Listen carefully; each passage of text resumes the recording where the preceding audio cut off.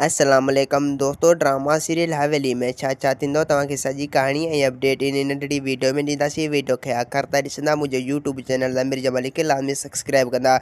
Subscribe करण सां को अव्हांजो बेल नस निकिरंदो, काफ़ी असांजी हौसला अफ़ज़ाई थींदी ऐं दोस्तों तव्हांखे वधीक वीडियो ॾिसण वटां मिलंदा। दोस्तों तव्हांजो टाइम एतिरो वेस्ट कोन था करायूं, हलूं था पंहिंजी कहाणी जी तरफ़। दोस्तों पीरू पंहिंजी पुट साले खे सम्झाईंदो त तूं हवेली खां ॿाहिरि न निकर। साले ज़िद कंदो त मां इन हवेली खां ॿाहिरि ज़रूरु निकिरंदुसि, छो जो मूंखे पीर अमजद ते यकीन न आहे जो हू असांखे मारे भी सघे थो। पीरू चवंदो त पीर साईं अहिड़ो न आहे जो असांखे पनाह ॾेई पोइ मारे। पीरू साले खे चवंदो त अगरि तूं हवेली खां ॿाहिरि निकिरंदे त पीर सोराब जा माण्हू तोखे ज़िंदा न छॾींदा।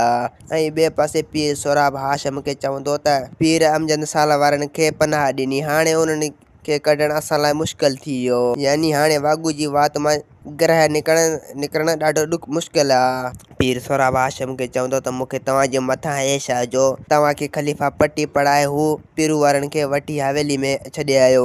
ऐं ॿिए पासे शुमी पंहिंजी माउ खे चवंदो त तूं पीर अमजद खे चवजां असांजी साह बचाए, छो जो पीर सोराब असांखे हाणे ज़िंदा न छॾींदो।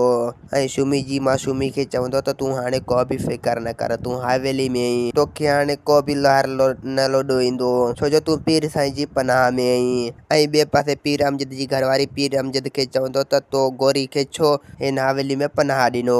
पीर अमजद चवंदो त हिन हवेली में पनाह वठण लाइ हर को अची सघे थो, तूं कहिड़ो ऐं रोकण वारो। अगरि तूं रोके सघीं थो त मूंखे रोके ॾेखार। बाक़ी हा, हिन हवेली में हर को पनाह वठण लाइ ईंदो त मां उनखे ज़रूरु पनाह ॾींदुसि। दोस्तों असांखे ॾींदा हाणे इजाज़त, वरी तव्हां सां मिलंदासीं के नई ईंदड़ वीडियो में। ख़ुदा हाफ़िज़।